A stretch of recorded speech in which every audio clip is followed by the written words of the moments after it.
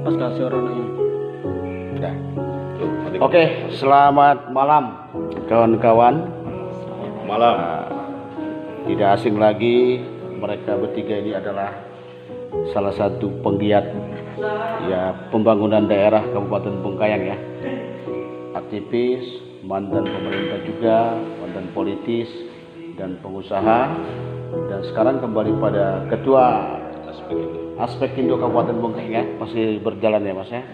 Ini mantan Pak Kades di daerah perbatasan Malaysia Indonesia. Saya ucapkan selamat malam. Malam. Adil Katalino Bacuramin Kak Saruga Basengat Kak Cibata. Arus. Jadi tema yang kita ambil hari ini sesuai dengan visi dan misi Bupati ya. Waktu dilakukan debat kandidat di media, yaitu mengusung tema Bengkayang unggul dan mantap. Nah, saya juga mau bertanya sekaligus kita dialog ya.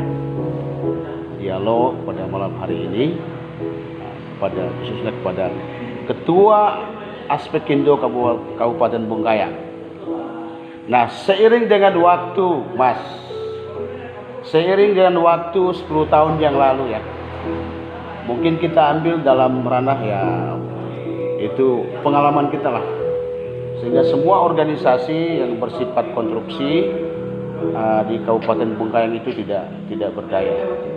Dengan visi dan misi Bupati untuk membangun Bengkayang bersama-sama, bagaimana Bengkayang ke depan itu lebih baik, sejauh mana tanggapan ya, masukan, saran kepada Bupati saat ini yang terpilih khususnya Kabupaten Bengkayang baru setahun ini dilantik, itu bagaimana Mas? Baik, terima kasih. Selamat malam dan salam sejahtera bagi kita semua. Adil Katalino Bacuramin Kasaruga Basengat Kajibata. Terkait dengan visi misi Bapak Bupati ketika mencalonkan diri ya. Ini saya melihat konteksnya dalam hal pemerintahan ini membangkitkan sumber daya semuanya. Membangkitkan sumber daya, baik itu sumber daya alam dan sumber daya manusia yang ada, khususnya tentang SDM. Karena penekanannya, garis besarnya saya melihat arahnya ke sana. Jadi ketika kita memulai sesuatu hal ya, itu memang dimulai dengan man-nya. Man artinya manusia, sumber daya manusianya. Karena ketika kita memanage sebuah organisasi itu ada 5 M yang harus kita penuhi. Pertama adalah man-nya tadi, manusia. Yang kedua mesinnya. Tiga metode, ya, cara, ya. Terus money, uang. Ini yang lagi dibahas, yang lagi center-centernya dibahas adalah oke, manajemen sudah bagus, orangnya sudah ada, mesinnya sudah berjalan, uangnya mana? Ini yang kita bahas bersama. Tapi saya pikir kalau memang punya cita-cita luhur dan tulus ikhlas, saya yakin dan percaya itu bisa dijalankan. Dengan catatan itu ya, ikhlas ya, jujur dalam mengemban amanah. Saya yakin Pak Darwis ini mampu. Oke, kembali kepada peran penting pemerintah, di mana Bupati kurang lebih 2 minggu yang lalu merupakan dia melakukan perombakan yang disebut dengan reformasi birokrasi. Di situ sesuai nggak dengan background kawan-kawan yang katakanlah di lingkaran pejabat daerah Kabupaten Bengkayang untuk penempatannya? Saya pikir itu tidak bisa ngada-ngada ya barang itu ya. Karena pangkat jabatan eselon dan pendidikan keahlian itu sudah bagus ya lihat cara Pak Bupati ini menyusun perangkat-perangkatnya ya. Artinya sesuai dengan basic ya. Nggak mungkin lah seorang dokter suruh bengkel kan begitu. Ya bengkel ya montir kan begitu. Artinya menempatkan seseorang sudah pada bidangnya. Ini yang paling terpenting sekali sebenarnya. Karena kalau menempatkan seseorang bukan pada bidangnya, itu kata simbah kita, kakek kita, tinggal nunggu kehancurannya. Saya kembali kepada ini Mas. Terkadang kita kan melihat manusia nih menyenit dari sisi luarnya, tapi tidak melihat dari sisi hatinya. Kita hanya melihat dari sisi kulitnya, tetapi di dalam hati itu kan kita belum tentu.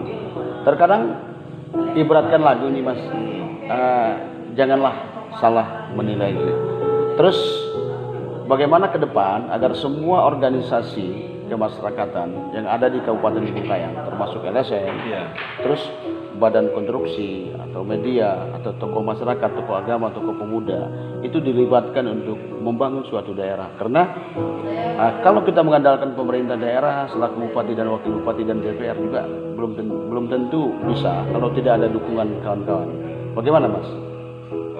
Jadi begini, saya bertiga nih kan, Pak Inus juga sebagai mantan ya kepala desa, terus Pak Mukhlis ini aktivis lingkungannya, saya mungkin mantan orang birokrasi, juga mantan organisasi sosial, pengamat sosial ya, kalau bilang saya suka nyeleneh ya mungkin orang bilang. Dan sampai hari ini alhamdulillah saya masih memegang ya perusahaan walaupun mati hidup. Nah, proporsional itu yang penting sebenarnya. Proporsional.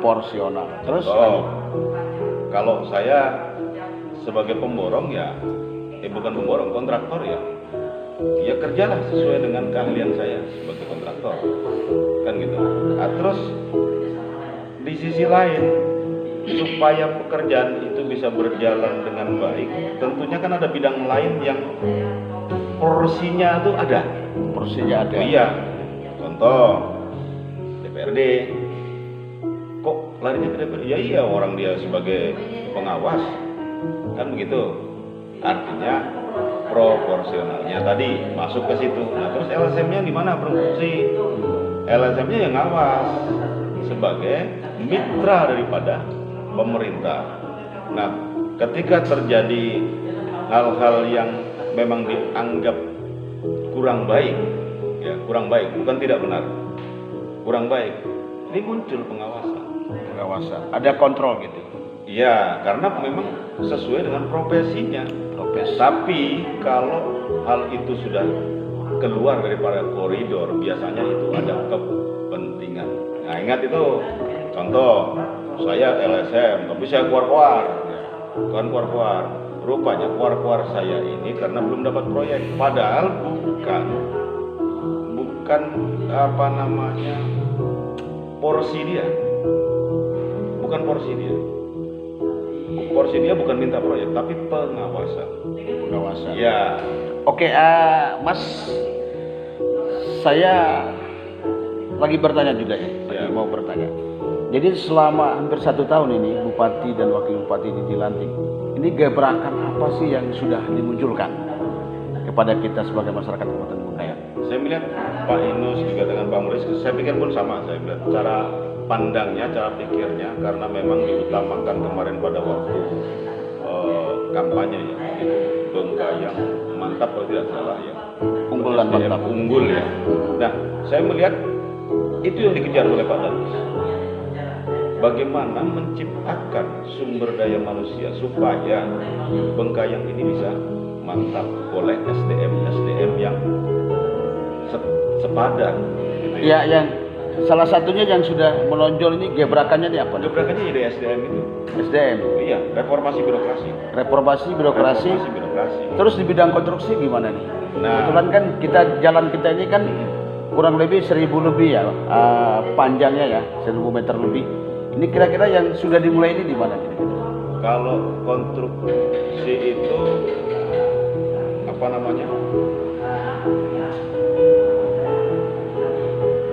ini mulai sudah tahapan lelang, dan saya melihat sudah, mohon maaf, saya bukan selalu memuji, tidak, tapi ini fakta di lapangan ya. Kalau dulu kerjaan kan PL ya, kebanyakan PL-nya itu kepentingan, catatan ya, itu kepentingan. bukan kepentingannya masyarakat seutuhnya ya, tapi ada kepentingan lainnya keluar daripada koridor ya. Kalau kepentingan rakyat kan jelas, oh ini saya bangun yang seharusnya 5 kilo tuh 1 miliar, tidak dipecah-pecah. Nah, justru melihat tahun ini hebat. Saya melihat beberapa tender yang sudah jalan nih 3 miliar, 2 miliar, 5 miliar, kan gitu. Itu tidak dipecah-pecah. Artinya kebutuhan walaupun tidak tercapai 100% ya, tapi paling tidak ada asas manfaatnya. Jangka panjangnya ada. Jangka panjang asas manfaatnya iya, sudah pasti. Artinya masyarakat yang membutuhkan itu paling ya kurang mungkin ya setengah kilo atau sekilo wajar lah. Tapi pemerintah sudah maksimal ya. Soal nanti siapa yang dapat tender itu urusan proporsionalnya lagi sebagai pengusaha ya, sebagai pengusaha. Yang penting jangan ada permainan lah di sini. Begitu ya. Kalau sudah mulai masuk permainan, karena begini, sesuatu yang dikerjakan atau sesuatu kerjaan yang diawali dengan niat yang tidak baik, maka hasilnya tetap tidak baik. Karena contoh, saya ngukur kayu 1 meter ya, tapi saya awali dengan 1 senti 1 mili, hasilnya tidak akan 1 meter. Oke, ini pertanyaan terakhir nih, crossing pertanyaan terakhir. Sejauh mana dorongan Mas Budi dan kawan-kawan untuk mendorong bahwa Kabupaten Bengkayang ini sesuai dengan visi dan misi Bupati unggul dan mantap? Sejauh mana Mas? Saya optimis, tapi walaupun sampai hari ini kawan-kawan ini belum, para penggiat ini belum disentuh ya, belum ada undangan untuk bicara bersama Bengkayang ke depan ini bagaimana. Artinya harus melibatkan seluruh harus lapisan ya. Itu kerjanya nanti di Kesbangpol, mengundang semuanya, LSM, organisasi sosial kemasyarakatan, partai politik ya, karena organisasi itu kan banyak, ada partai politik, organisasi sosial, organisasi kemasyarakatan ya. Itu campur tangannya, dorongannya ke pemerintah itu apa? Ya salah satunya adalah memberikan edukasi supaya Bengkayang ini bisa sama-sama ke depan. Ayo kita sama-sama, bukan karena saya loh Bengkayang mantap, bukan karena si A loh Bengkayang bisa maju, kan begitu. Oke, menciptakan pemerintah yang kuat dan mantap itu bagaimana tuh Mas? Jadi gini, saya pikir pangkat jabatan apapun dia, kalau tidak didasari dengan iman yang kuat, ya, tidak didasari dengan iman yang kuat, bisa tergoda, bisa tergoda. Jadi kekuatan itu yang saudara katakan itu sebenarnya bukan pada kekuatan berapa tinggi pangkat dan jabatan, bukan, tapi kekuatan kepada di iman orang yang tiap hari ke gereja atau ke masjid atau ke pura saja kadang-kadang ya masih kok tergelincir. Siap ya. Di bidang pengawasannya sendiri, apalagi pengawasan ini paling penting, itu semuanya itu pengawasan. Untuk menjadi suatu negara atau pemerintah atau provinsi atau kabupaten yang kuat itu ada 3 hal Mas, khususnya di negara kita ini. 1, teritorial, pertahanan keamanan itu harus kuat. Yang kedua, hukum kita harus kuat. Yang ketiga adalah ekonomi kita harus kuat dan melibatkan seluruh unsur ya, komponen masyarakat untuk membangun suatu bangsa. Permisa, nanti kita lanjutkan kembali diskusi kita pada hari ini, dan itu sebuah aspirasi atau dorongan atau inovasi Mas Puji selaku salah satu ketua aspek Indo Kabupaten Bengkayang, mantan pemerintah, mantan aktivis ya, pekerja sosial termasuk Bang Inus dan Bang Muklis. Kira-kira apa Bang Inus? Bung Muklis sedikit aja waktunya, ini sudah full ini. Oke, please. Sedikit tadi motonya Bengkayang unggul dan mantap. Sekarang kita ke Unggul. Sekarang kalau bisa Bupati baru tunjukkan keunggulan Bengkayang dari segi apapun yang ada, potensi yang di Apapun yang Bengkayang, ada, apapun yang ada. termasuk penggalian sumber daya. Iya, dari pertanian yang ada, pokoknya dari istilahnya pertambangan lah, khususnya kalau bisa kita menyimpang sedikit. Keunggulan di Bengkayang pertambangan tuh memang udah nampak, tapi kalau bisa Bupati Bengkayang tolong diperhatikan juga di bidang pertambangan, karena aku pikir kalau masalah izin itu ada kalkulasinya. Jangan pertambangan kita tuh selalu minta pusat. Maksudnya? Kalau bisa kita di daerah bisa memberikan itu, tapi dengan kalkulasi ada income untuk mendaerahnya. Kenapa pemerintah pusat mengeluarkan income? Pertama izin itu, karena income pemasukan nggak ada.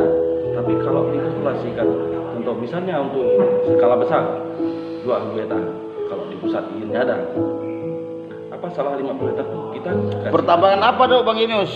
Karena semua pertambangan sekarang diambil alih oleh pusat, ya, baik galian A, galian B, dan galian C itu sekarang kan pusat yang mengambil. Sekarang kita pertambangan di Bengkayang ini udah nggak asing lagi. Kalau si itu A itu mungkin udah umum, tapi kalau di Bengkayang itu di bidang ini. Iya, maksudnya kan galian A tadi kan diambil alih oleh pusat nih, izinnya Iya. nih. Galian B juga diambil. Iya. Terus galian C juga sudah ke pusat nih. Mungkin melalui dari gubernur, rekomendasi pada kementerian. Kalau pertambangan setahu kita, dia awalnya memang betul pusat, tapi itu tetap melalui Pemda juga setempat. Jadi Baru gini Pak, ini makanya tadi harus kita bincang-bincang. Pertambangan itu pemerintah pusat, khususnya untuk galian A ya. Iya. Galian A, galian B, dan galian C. Mas, tambahkan Mas. Mungkin begini yang dimaksud oleh Bung Mukhlis ini. Ada bagusnya saya melihat karena begini. Kalau Sri Mulyani bilang, Menteri Keuangan bilang, kenapa Amerika itu maju? Terus kenapa Indonesia ini dikatakan negara berkembang? Kan begitu. Karena di Amerika ini mampu menggali semua potensi sumber daya. Jadi mereka produktif semua nih. Kerjanya santai.